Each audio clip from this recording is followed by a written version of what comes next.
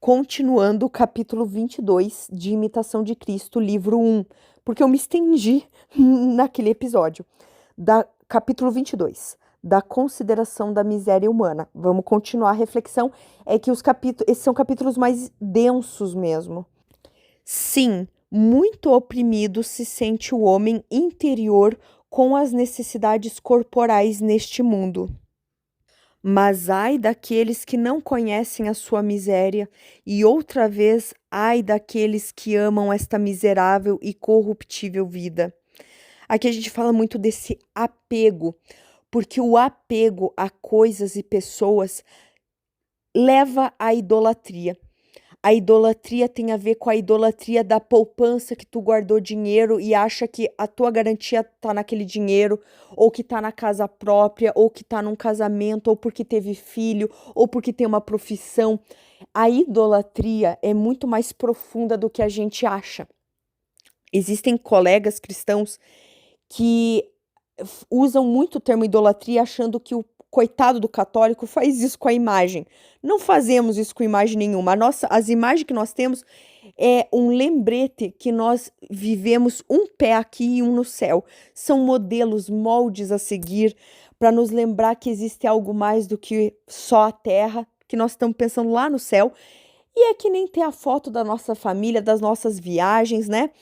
E infelizmente se popularizou o termo idolatria de uma forma errada.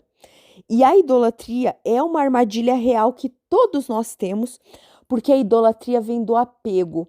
Se eu me apego, eu confio que a minha felicidade vem de um casamento, de uma profissão, de um diploma, de passar numa prova, porque eu fiz um pezinho de meia e eu tô tranquilo, porque eu tenho FGTS, porque eu tenho casa própria, porque eu tenho carro, porque isso, porque aquilo. Isso é o apego. O apego é aquela pessoa que não abandona tudo por Deus. Quando Jesus fala, larga o pai e a mãe, larga o irmão, larga tudo por mim, é não ser apegado a isso. E quem é apegado coloca confiança em qualquer coisa ou pessoa menos em Deus. Isso é idolatria. Então, quando ele pede, poxa, você ama essa vida corruptível, é o apego. É você tá tão apegado aqui que você tá com os dois pés fincados aqui e não como Santa Faustina fala no diário, um pé aqui, um pé lá, porque nós somos exilados aqui. Imitação de Cristo continua. Porque há alguns tão apegados a ela, posto que mal arranjem o necessário com o trabalho com a esmola, que se pudessem viver aqui sempre, nada se lhes daria do reino de Deus. É o apego o problema, é esse apego desordenado, porque a gente não pede virtudes a Jesus, a gente não imita a Nossa Senhora. É fácil? Não é fácil. Por isso que a gente pede para eles. A gente pede, ó, me dá virtudes, Nossa Senhora me molda, porque eu por mim ferrou. Eu sou um verme miserável, como está na oração de consagração a Jesus Cristo por São Luís de Montfort. São Luís de Montfort fez uma oração lindíssima no Tratado da Verdadeira Devoção à Santíssima Virgem, que é a consagração a Jesus Cristo pelas mãos de Nossa Senhora. Linda oração. E ele fala, eu sou um verme miserável e pecador. É tipo, olha, bate no peito e fala, eu sou um miserável. Me ajude porque por mim eu não faço nada. Eu sou nada, Deus é tudo. Ó insensatos e duros de coração, que tão profundamente jazem apegados à terra, que não gostam senão das coisas carnais. Escravos da carne, é isso que é o problema da imitação de Cristo. As pessoas perdem a razão. Nós vivemos um mundo de crime, violência e desgraça, porque nós não fazemos a graça de Deus, não queremos a graça de Deus na nossa vida. A gente acha que Deus é um criador tão carrasco, mas tudo que há de ruim e de sofrimento é a gente que fechou as portas para ele. E os crimes que a gente vê nos jornais, homicídio, feminicídio, eu não vou nem entrar em detalhes de outros crimes para não gerar gatilho em ninguém. Se você para e pensa, o que tem na cabeça de uma pessoa que faz aquilo? Que não pede o consentimento do outro para encostar no outro. Não, vocês sabem do que eu tô falando. A pessoa que faz coisa errada com criança, Porque não basta fazer coisa errada com adulto, faz coisa errada com criança. E aí você vê aquilo e pensa, o que pensa um ser humano desses? É um ser humano que fechou o coração para Deus e acendeu uma vela pro diabo. E eu não tô culpando o diabo nisso, não tô tirando a responsabilidade de ninguém. Eu tô dizendo o seguinte, é uma pessoa que ela se abandonou tanto ao prazer carnal que ela perdeu o bom senso. Porque o pecado é isso, é ser escravo da carne, ser escravo do que é mundano, não aceitar não como resposta.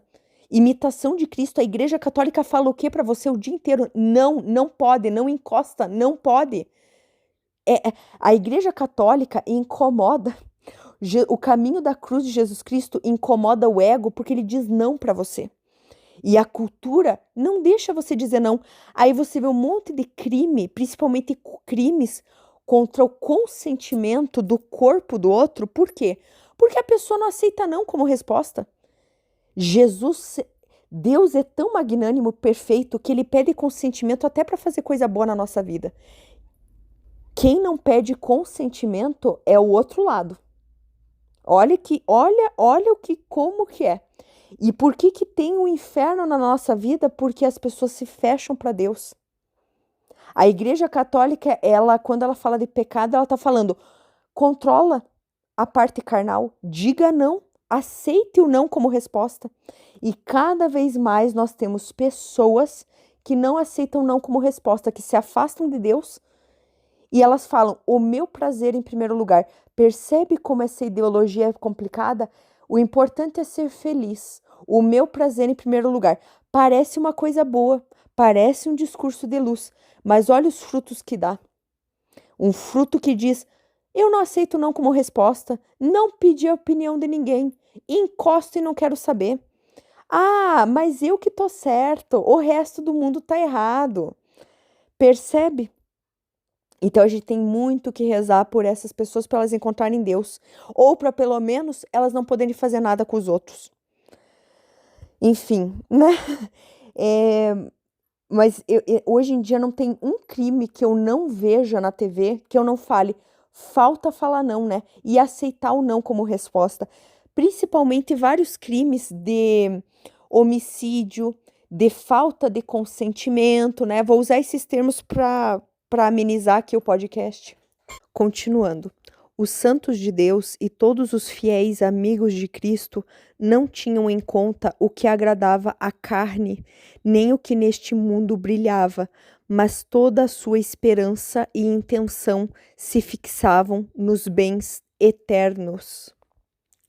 Todo o seu desejo se elevava para as coisas invisíveis e perenes, para que o amor do invisível não se arrastasse a desejar as coisas inferiores. Não percas, irmão meu, a confiança de fazer progressos na vida espiritual. Ainda tens tempo e ocasião. Por que queres adiar tua resolução? Levanta-te, começa já e dize: agora é tempo de agir, agora é tempo de lutar, agora é tempo próprio para me emendar.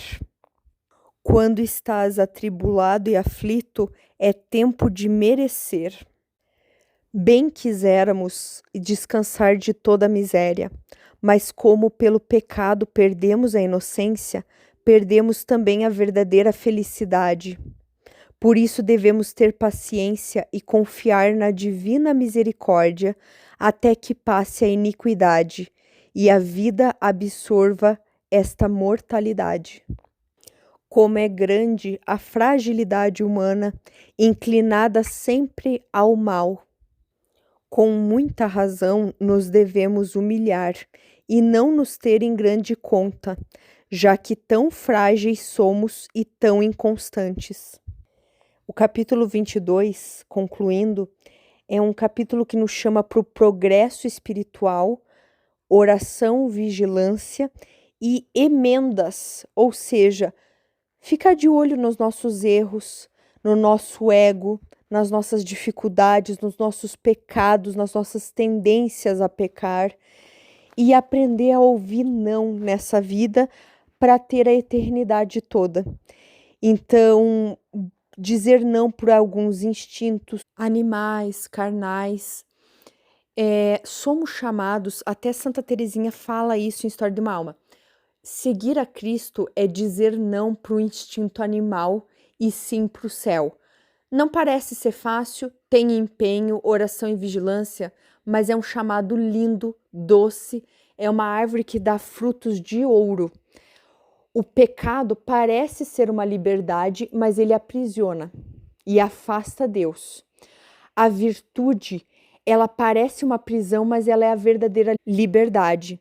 Então, o convite do capítulo 22 é: peça virtudes e pise só com um pé nessa terra e um pé no céu. Deus seja louvado.